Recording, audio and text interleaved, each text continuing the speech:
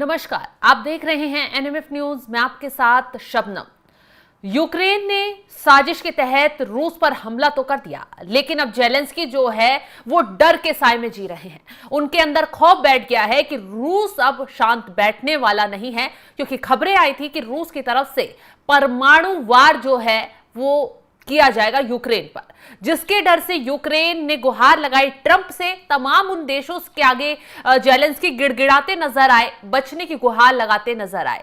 उन्होंने पंगा लेने से पहले और ये साजिशन हमला करने से पहले, रूस के लड़ाकू विमानों को तबाह करने से पहले, वहां ड्रोन हमला करने से पहले एक बार नहीं सोची कि अगर रूस पलटवार कर देगा तो पूरा यूक्रेन एक झटके में तबाह हो जाएगा, क्योंकि रूस की ताकत के आगे यूक्रेन कहीं भी नहीं है। ये रूस अच्छे से जानता है, जेलेंस्की इस बात से वाकिफ हैं। लेकिन ट्रंप की चाल में फंसकर जेलेंस्की ने जो कदम उठाया, उसके लिए वो इस कदर रात तक गिड़गिड़ाते नजर आए कि शांति वार्ता के लिए तमाम देशों से गुहार लगाई, और उसके बाद आखिर में शांति वार्ता के लिए तुर्की की राजधानी इस्तांबुल में एक बैठक का आयोजन किया गया, जिसमें छूटते ही जो प्रतिनिधि मंडल था तुर्की के इस्तांबुल में, जो प्रतिनिधि मंडल गया था रूस की तरफ से, उसने यूक्रेन के प्रतिनिधि मंडल को घेरकर बुरी तरह से उस पर सख्त तेवर दिखा दिए। रूस ने वार्ता के दौरान स्पष्ट किया कि सीज फायर पर तब सहमति बनेगी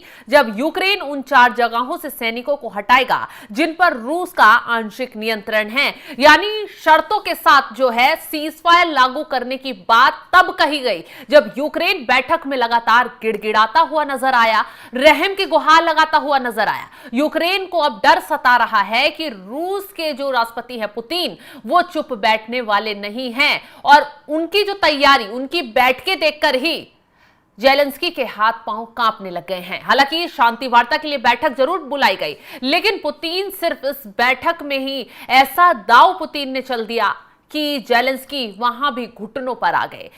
तमाम शर्तें रखी गई यूक्रेन की तरफ से भी और रूस की तरफ से भी। तो चलिए पहले हम ग्राफिक्स के जरिए आपको वो शर्तें बताते हैं जो दोनों देशों के बीच सीज फायर को लेकर शर्तें रखी गई और क्या कुछ कहा गया। इसमें रूस यूक्रेन के बीच युद्ध विराम को लेकर शर्तें रही हैं। तभी पूरी तरह सीज फायर होगा जब यूक्रेन अपनी सीमाओं को उन 4 क्षेत्रों से वापस बुला लेगा जिन पर रूस का आंशिक नियंत्रण है। पहली शर्त यह है। दूसरी है, अहम फैसला यह है कि युद्ध के दौरान मारे गए 12,000 सैनिकों के शवों की अदला बदली की जाएगी, ताकि सैनिकों का सम्मानजनक अंतिम संस्कार उनके रीति रिवाज के अनुसार हो सके। इसके साथ ही 2 से 3 दिनों का सीमित सीजफायर प्रस्तावित किया गया है, जो कि कुछ चयनित फ्रंटलाइन इलाकों के लिए होगा। रूस यूक्रेन के बीच 1,000 युद्ध बंदियों की अदला बदली पर सहमति बनी है। इसी के साथ युद्ध बंदियों की अदला बदली के लिए स्थायी समिति के गठन पर सहमति बनी है। दोनों देश घायल सैनिकों के साथ 25 साल से कम आयु के सैनिकों की अदला बदली पर सहमत हुए हैं, और 400 बच्चों की वापसी की सूची रूस को सौंपी गई। केवल 10 पर तैयार हुआ। क्रेमलिन रूस और यूक्रेन के बीच सीधी शांति वार्ता करीब 2 घंटे तक चली है, और इन 2 घंटों में रूस ने यूक्रेन को इस कदर घुटनों पर ला दिया कि उसने हमला तो कर दिया, लेकिन अब जो बदला उसे आभास हो गया है कि रूस जो कदम उठाएगा, पुतिन ने जो बैठकें की हैं, जो रणनीति बनाई है, वो पूरे यूक्रेन को तबाह कर देगा। दरअसल ट्रंप की शह में आके जेलेंस्की ने कदम तो उठा लिया।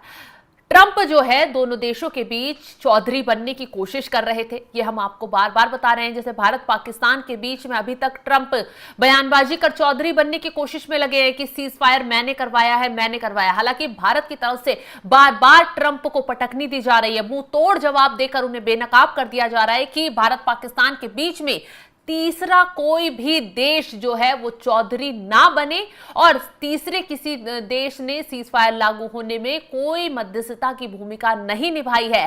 ठीक उसी तरह ट्रंप जो है भारत से मुंह की खाने के बाद रूस और यूक्रेन में घुसने की कोशिश कर रहे थे। लगातार पुतिन से उन्होंने फोन पर 3 से 4 बार बातचीत भी की। पुतिन से सीज फायर के लिए ट्रंप जो है बातचीत करने के लिए गिड़गिड़ा रहे थे एक तरीके से कि सीज फायर लागू कर लो, वो महान दिखें। हालांकि पुतिन ने साफ कह दिया कि इतनी आसानी से सीजफायर लागू नहीं हो जाएगा, क्योंकि जब उधर से वार हुआ है तो इधर से पलटवार जरूर होगा। और ट्रंप इतना ज्यादा इस बात से गुस्से में आ गए कि पुतिन ने, वो महापावर हैं, उनकी बात क्यों नहीं सुनी, क्यों नहीं उनकी चालाकी में फंसे। पुतिन ने जैसे ही आईना दिखाया, ट्रंप जो है जेलेंस्की के पास चले गए और पर्दे के पीछे से जो पूरी साजिश रची गई रूस पर हमले की, वो पूरा अमेरिका का दिमाग था, ट्रंप का दिमाग था, क्योंकि इतने दिन से युद्ध चल रहा है दोनों देशों के बीच में और जेलेंस्की अभी तक ये रणनीति नहीं बना पा रहे थे। लेकिन जैसे ही ट्रंप से मुलाकात कर लौटे, जैसे ही ट्रंप से उनकी बातचीत बढ़ी, नजदीकियां बढ़ी और उन्होंने पूरी प्लानिंग, ड्रोन भेजने की, बाकायदा बॉर्डर के जरिए ड्रोन भेजे गए, टैंकरों से, पूरा ट्रकों से ड्रोन लकड़ी के बॉक्स में भेजे गए और उनमें एक इमेज सेट कर दी गई कि रूस में कहाँ उनके फाइटर जेट खड़े हैं, कहाँ उनके एयरबेस हैं, और उसी लोकेशन को टारगेट करते हुए ये ड्रोन वहां पर अटैक कर अपने मकसद को कामयाब कर पाए। और जैसे ही रूस पर यह हमला हुआ, जेलेंस्की काफी घबरा गए, क्योंकि ट्रंप तो अपने घर में चुपचाप बैठ गए और इस हमले पर उन्होंने एक शब्द नहीं बोला, ना ही ये बोला कि दोनों देशों के बीच सीजफायर लागू होना था, शांति से बात होनी चाहिए थी।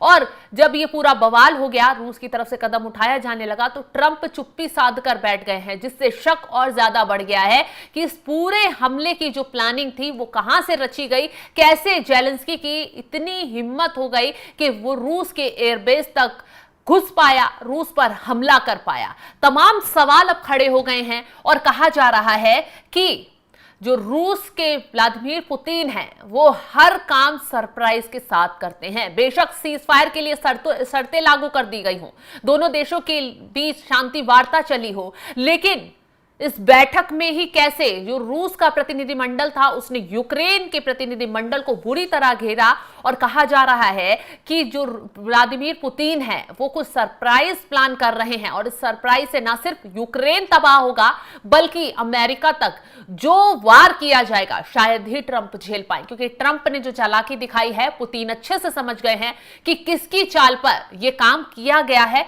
और आगे कदम उठाने की तैयारी जरूर की जा रही है। हालांकि सीजफायर लागू होने की सिर्फ बात चल रही है, आगे पुतिन क्या फैसला लेते हैं ये देखने वाली बात होगी। फिलहाल इस खबर को लेकर आप क्या राय रखते हैं, कमेंट कर अपनी राय जरूर बताएं और तमाम खबरों के अपडेट के लिए आप हमारे साथ जुड़े रहें। नमस्कार।